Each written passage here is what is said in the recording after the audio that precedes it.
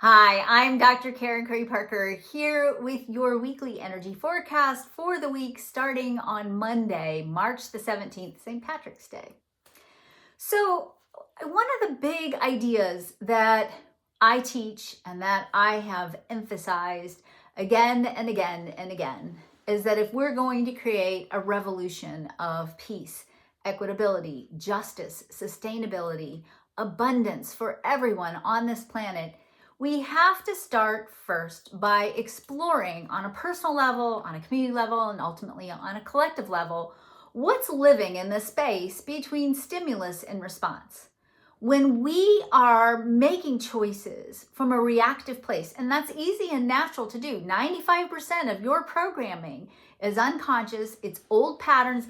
A lot of that patterning, a lot of those old patterns are rooted in how you were imprinted by your family growing up, by your lived experiences, and even by your ancestral lineage. So there's a lot of decision-making energy that's playing out in your life, that's playing out in our communities, that's playing out on a collective level that is unconscious and rooted in old patterns. Now, if you want to start creating something better for your life, if we want to start gathering ourselves together and collectively making a different set of choices about how we want to construct the future for our children and our grandchildren, we have to start figuring out, how do we take back control over that space between stimulus and response? How do we stand in that space and not react, which is patterned choices based on unconscious programming, and instead become intentional, to consciously choose, and to consciously choose in a direction that moves us choice by choice by choice towards what it is that we actually want to be experiencing. To take back control over that space between stimulus and response, we have to know what's living in our stories, first and foremost. And secondly, we have to take back control of those stories and tell the story of our own choosing, a story that includes our value and the value of others, a story that includes an amplified sense of our own capability, and even a story that tells the truth about what we deserve. If you are a once-in-a-lifetime cosmic event, and you are, that means that you're inherently valuable because you exist. You're precious because there's literally never been anything else like you before. You're more precious than a diamond. You're more precious than platinum. Literally, you're a once-in-a-lifetime cosmic event. You're a singular edition of Source. And you deserve it all. We all deserve it all. And when we recognize that and we live and create from that place, then we start the process of making choices that include not only taking care of ourselves, but taking care of each other. That's the healing work that's up for us right now on a planetary level. That's what the cosmic curriculum is inviting us to do, to figure out, how do we take back control over that unconscious 95% of our ancient programming, rewrite that programming, tell better stories about who we are, what we deserve, what we're capable of, take back control over how we react, and choose intentionally so we can build towards the future, a future that is worthy of not only ourselves, but our divine siblings and our children and our grandchildren. So if you are interested in exploring for yourself what you need to do to take back control over that space, I invite you to join me for my upcoming quantum alignment system training. This is a training that integrates in across many levels of the energy field, on a quantum level, on a mental and emotional body level, on a subtle body level, using EFT, using flower essences, using high-level coaching, using conscious connection to the quantum field, and using quantum human design. This integrated approach, the quantum alignment system, is going to train you how to meet the needs of your clients, to support your clients radically in getting in there and rewriting their story, and of course supporting yourself in doing the same too. The entire quantum alignment system training program, which includes videos, self-study, a self-study portion, live mentorship, live trainings, live practicums, includes huge amounts of community support. It includes quantum human design levels 1 and 2. It includes training to become a story lab facilitator. This entire training is on sale for 33% off. I'm going to post the link below for you to get more information. I'll also post the coupon code so you can take advantage of this 33% discount. I've been saying now for the last year, it's time for the healers to be in power. It's time for us to be in power. But we can't take back control over our collective station. We can't take back our power if we ourselves haven't cleared up what's living in the space between stimulus and response. So I invite you to join me. I invite you to connect with me if you have any questions. The information is linked below.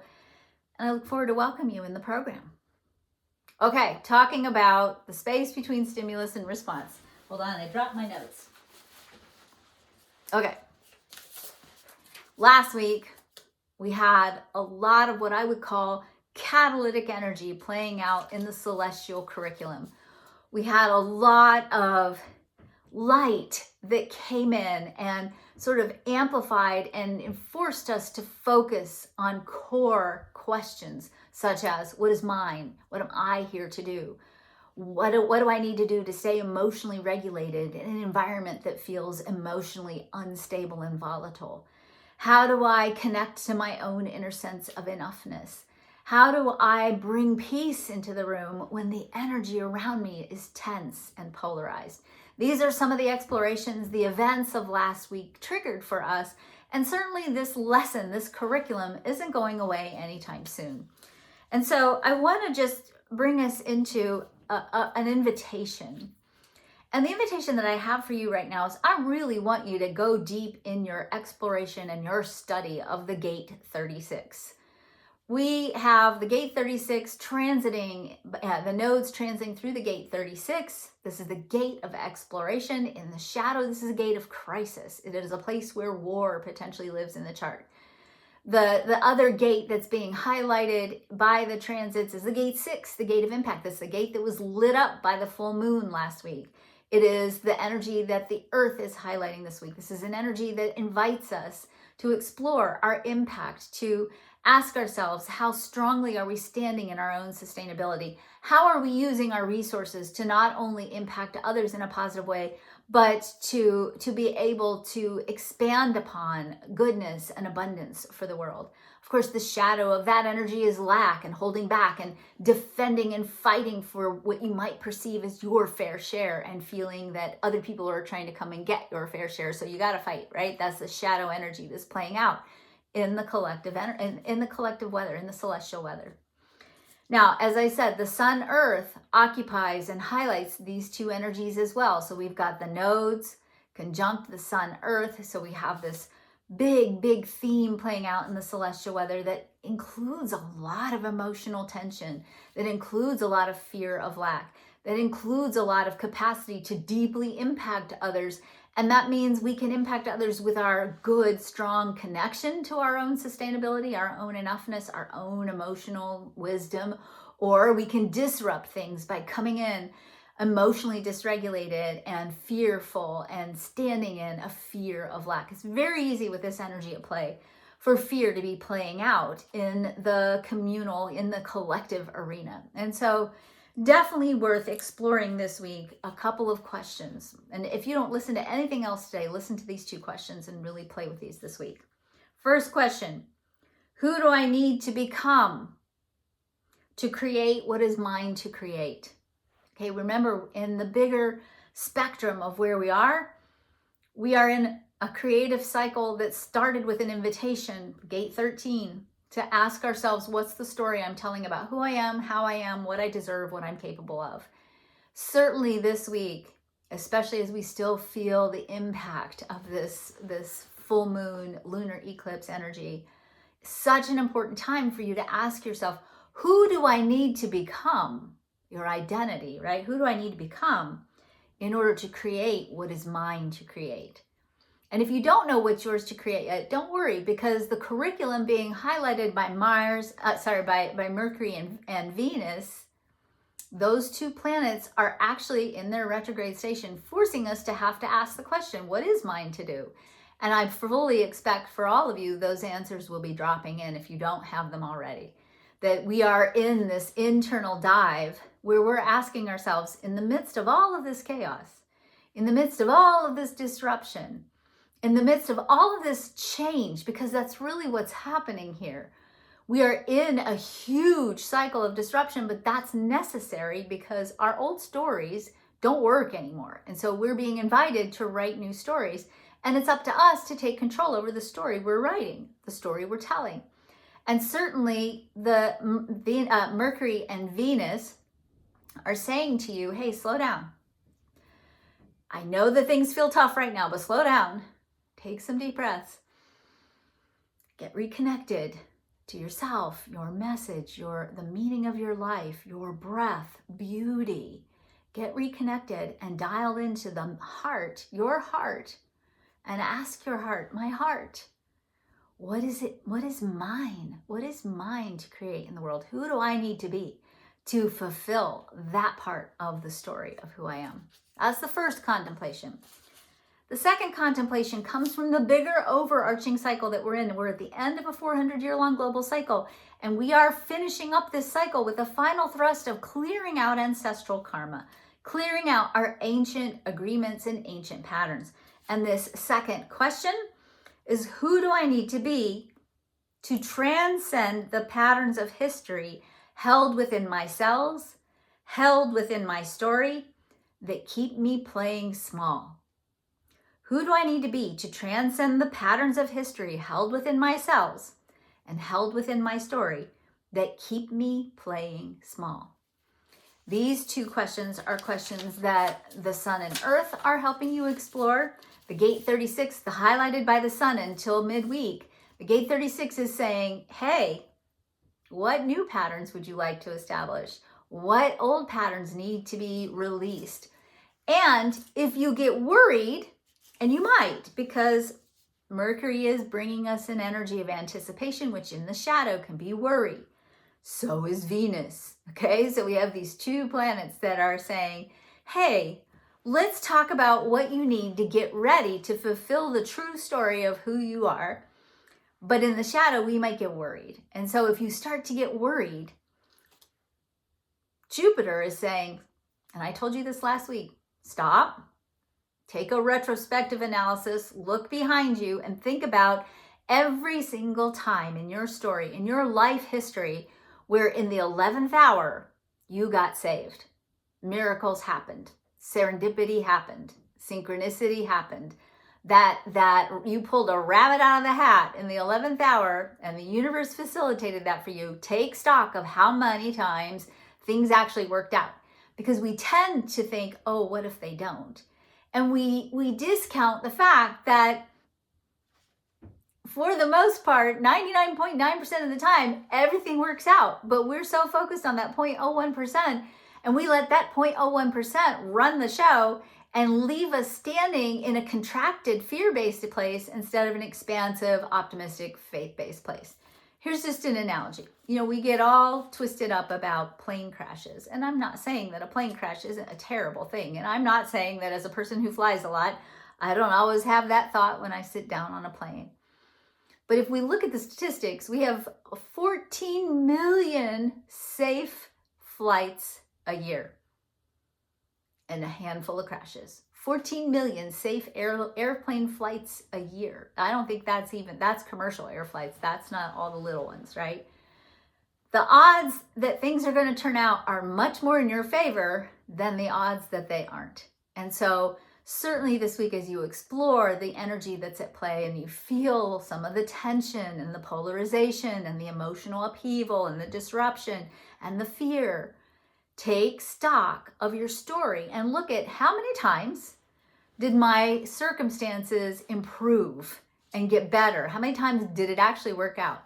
More times than you can count, by the way. More times than you can count, because almost all of your life probably is pretty much working out. And even those things that didn't work out, I would challenge you to say there probably was a bigger payoff later on down the road for those few things that didn't actually work out. Okay. Wednesday, Sun moves to the gate 25, Earth moves to the gate 46. This marks the midpoint of our creative cycle. We're halfway through the creative cycle. So we're halfway through this deep dive exploration of our personal narrative. In the middle of every creative cycle, we go through what's called the cross of the vessel of love. We go through 4 gates of the G center, or variation of 4 gates on the G center, that remind us to stop, pause. There's a lot of pausing this week. To stop, to pause, take a breath, and to really, make sure that you're on track for where you're headed. There's a lot of opportunity in the middle of this creative quarter to realign yourself back with love. Now, the sun highlights the gate 25. That is the place where we hold the key to our higher purpose. So remember I said Mercury and Venus are revealing your higher purpose to you. Well, this week after Wednesday, so is the sun. So is the sun, and the earth is grounding us in the gate 46, the gate of embodiment. And certainly there's an invitation from the earth this week to get outside and really be embodied in your essence, to literally bring yourself into your feet and feel the ground upon your feet. Let yourself go be in the beauty that it is the earth.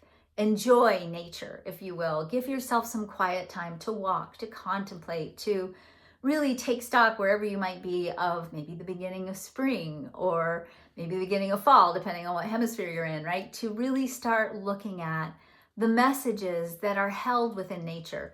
Personally, I'm probably more of a transcendentalist. I believe that the patterns of nature, there's probably about 5 to 10 patterns in nature. Those patterns duplicate in our human story. And certainly when we look to nature for inspiration, for nervous system regulation, for beauty, for silence, for awe, right? That it's in nature that we get reconnected back with our right place in the cosmic plan. And certainly I would say if you're feeling confused about what should you be doing and what's your next right step, take some solace this week in the healing that nature can bring. Take some solace in the beauty of the world outside of you and around you. And then at the very least, take good care of your body and practice any kind of embodiment practice that you might have, whether it's breathing, whether it's meditation, whether it's yoga, whether it's movement. Get yourself back connected to the physical messages that your body is sending you, to how it feels, and love it, nurture it, because it's carrying your soul around and it has the answers that you're seeking that can support you in remembering who are you, what are you here to do, what's yours to fulfill, who do you need to be in order to fulfill what's yours to fulfill, and what's maybe holding on in your body that's old and ancient that needs to be released, healed, aligned, or brought to your awareness for you to step into a more impactful, a more fulfilled expression of the story that only you can fulfill in this entire cosmos. That's how precious you are. Have a great week. Take good care of yourselves. I will talk to you all next week. Stay grounded.